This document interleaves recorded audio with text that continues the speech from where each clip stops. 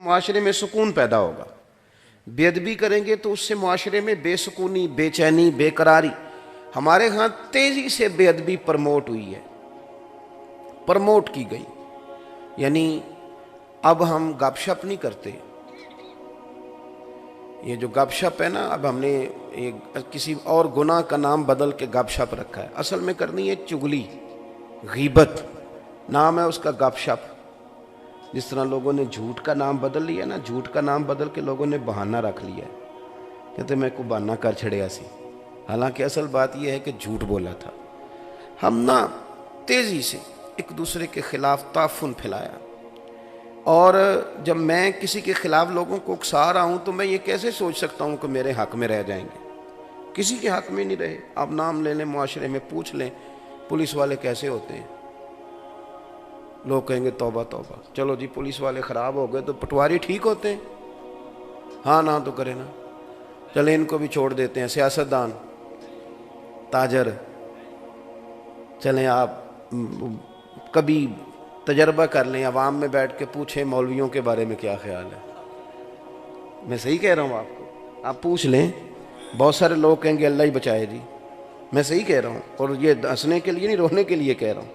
آپ میری بات کو کیوں بھلا ہم نے نا ایک دوسرے کے خلاف بیٹھ کے باتیں کی ہیں. ہم نے پری پلان یہ سارا کچھ کیا. ہم نے خود آگ لگائی ہے چمن میں اپنے. بے سبب گردش ایام کو الزام نہ دو، ہم نے خود نور کا ظلمت سے کیا ہے سودا. ہم نے خود نور کا ظلمت سے کیا ہے سودا، کر کے توہین سحر شام کو الزام نہ دو.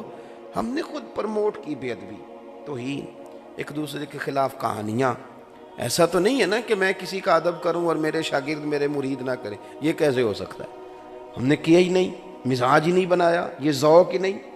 ہم نے بس لوگوں کو یہ کہا کہ ایک میں ٹھیک ہوں، ایک وہ ٹھیک ہے جو میرے پیچھے ہاتھ باندھ کے چلتا ہے، تیسرا کوئی ٹھیک ہے. خدا مجھے ایسی خدائی نہ دے کہ اپنے سوا کچھ دکھائی نہ دے. ہم نے تو معاشرے کو گدلا کرنے میں، میلا کرنے میں کہ ایک دوسرے کا احترام شروع کریں، پیار شروع کریں، ادب شروع کریں، ایک دوسرے کی ضرورت کو محسوس کریں. یہ جو تعظیم ہے یہ حسن ہے دین کا، یہ وقار ہے. غوث اعظم شیخ عبد القادر جیلانی، میر میراں، پیر پیراں. کسی نے کہا حضور سادہ ہوں، ان پڑھ ہوں، دیسی بندہ ہوں، کوئی موٹی سی بات، دین ہے کیا؟ تو غوث پاک فرمانے لگے میں نے 40 سال دین پڑھایا ہے، اور اس سے پہلے 12 سال میں نے صرف پڑھا ہے. فرمانے لگے میں اس نتیجے پہ پہنچا ہوں کہ مدینے والے رسول کا سارے کا سارا دین ادب کا نام. سبحان اللہ. یہ بے ادباں مقصود نہ حاصل، نہ درگاہ ٹوئی. بانج ادب دے محمد بخشا، توڑ نہیں چڑھیا کوئی. ادب، تعظیم. قرآن حکیم نے کیا فرمایا؟ قرآن کہتا ہے کہ غیر ارادی بھی تم توہین نہیں کر سکتے. ایک تو معاذ اللہ ارادہ تن ہے، وہ تو بات ہی بڑی دور ہے. ایک یہ کہ غیر ارادی، اس کی بھی تمہیں اجازت. صحابی ہیں، نام ہے حضرت ثابت بن قیس بن شماس انصاری رضی اللہ تعالیٰ. اور عارضہ موجود ہے، مجبوری موجود ہے، سبب موجود، علت موجود ہے. کانوں سے نا تھوڑا اونچا سنتے تھے، سکل سماعت کا مسئلہ تھا. جو لوگ اونچا سنتے ہیں وہ بولتے بھی اونچا ہیں. تو وہ نا نبی پاک صلی اللہ علیہ وسلم کی بارگاہ میں آتے. جو میں آپ کو سمجھانا چاہتا ہوں، بالخصوص نوجوان میری بات پر غور کریں. ایک تو یہ کہ کوئی معاذ اللہ کچا لفظ استعمال کرنا، چھوٹا جملہ بولنا حضور کی بارگاہ میں، یا کوئی ایسی بات کرنا جو خلاف ادب ہو، یہ نہیں. بولتے بھی ادب کے ساتھ تھے، کہتے بھی فدا کا ابی و امی یا رسول اللہ. حاضر بھی ہاتھ باندھ کے ہوتے، بیٹھتے بھی اتحیات کی حالت میں. ساری وہ ادب کی جو پوزیشنیں تھی، لیکن چونکہ بیچارے اونچا سنتے تھے تو بولتے ذرا تھوڑا اونچا تھے. لیکن اے پائے نظر ہوش میں آ، یہ کوہ نبی ہے. آنکھوں سے بھی چلنا یہاں بے ادبی ہے. وہ حضرت سیالوی خواجہ فخر الدین، غلام فخر الدین سیالوی، یہ 2 دروازے ہیں حضور کی بارگاہ میں. حاضری دے کے نکلیں تو آپ باب بقی سے باہر آتے ہیں، باب السلام سے داخل ہوتے ہیں تو باب بقی کے بالکل ساتھ باب جبریل ہے. خواجہ صاحب رحمۃ اللہ علیہ فرماتے ہیں میں نے نا وہاں حضرت جبریل کو کھڑے دیکھا ہے. تخیل کی بات کرتے ہیں, تصور کی بات کرتے ہیں. کہتے ہیں میں نے وہاں حضرت جبریل کو کھڑے دیکھا تو وہاں بیٹھ کے نا وہ آہستہ آہستہ باتیں کر رہے تھے حضرت جبریل, آہستہ آہستہ. تو میں نے انہیں کہا کہ آپ یہاں کیا کر رہے ہیں؟ تو کہنے لگے میں نے دستک دی ہے دروازہ محبوب پہ. یہ نوجوان میری بات پہ غور کریں. یہ آپ کو نا صحافیوں نے اور یہ میڈیا نے کہہ دیا ہے کہ اب آپ کے ہاتھ میں میڈیا ہے تو جس کی مرضی آپ پگڑی اچھال لیں. نہ, مہذب قومیں یہ کام نہیں کرتی. سیاسی لیڈر آپ کو تباہ کر رہے ہیں کہ ایک دوسرے کے خلاف ذاتیات پر اتر کر بات کرو. یہ مہذب قوموں کا یہ رویہ نہیں ہوتا. کسی کے لیے جملے بولنے تو تضحیق کا میز, اور دوسرے کی وہ برائیاں بھی بیان کرنی جن کا کوئی ثبوت ہی پاس نہیں. یہ انداز ہمارا کبھی نہیں رہا اور نہ کبھی پاکستان کے مزاج میں یہ بات داخل ہو سکتی ہے. سمجھیں آپ. خواجہ صاحب فرماتے ہیں کہ میں نے نا وہاں کھڑے دیکھا تو میں نے کہا کہ اے جبریل آپ نے دستک دی ہے تو کس طرح دی ہے؟ تو کہتے ہیں مجھے حضرت جبریل کہنے لگے, عالم تصورات کی بات سمجھاتے ہیں, کہتے ہیں وہ مجھے کہنے لگے میں نے دستک دی ہے پر دی اپنی پلکوں کے ساتھ. باب جبریل کے پہلو میں ذرا دھیرے سے, فخر کہتے ہوئے جبریل کو یوں پایا گیا. پہلے جملہ ہی دیکھیں کتنا درگاہ ادب والی ہے نا, تو انداز دیکھیں کیسا ادب والا ہے. کہتے ہیں باب جبریل کے پہلو میں ذرا دھیرے سے, فخر کہتے ہوئے جبریل کو یوں پایا گیا. کہنے لگے ہم نے پلکوں سے درے یار پہ دستک دی, کیونکہ ذرا آواز اونچی ہوئی تو عمر کا سرمایا گیا.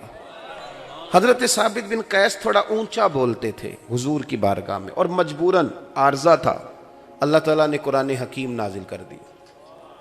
فرمایا یا ایھا الذین آمنوا لا ترفعوا اصواتکم فوق صوت النبی, اے ایمان والو اپنی آوازیں میرے نبی کی آواز سے اونچی نہ کرنا. تم خیال کرو, تم دیکھو تم کہاں کھڑے ہو, احساس کرو, بارگاہ کی طرف دیکھو تم کہاں کھڑے ہو. خبردار میرے محبوب کی آواز سے تمہاری آواز اونچی, اس طرح نہ میرے محبوب کی بارگاہ میں بات کرو جس طرح آپس میں کرتے ہو. تو اگر یا اللہ ہو گئی تو فرمایا ان تحبط اعمالکم, سارے عمل ضائع کر دیے جائیں گے. وانتم لا تشعرون, اور تمہیں پتہ بھی نہیں چلے.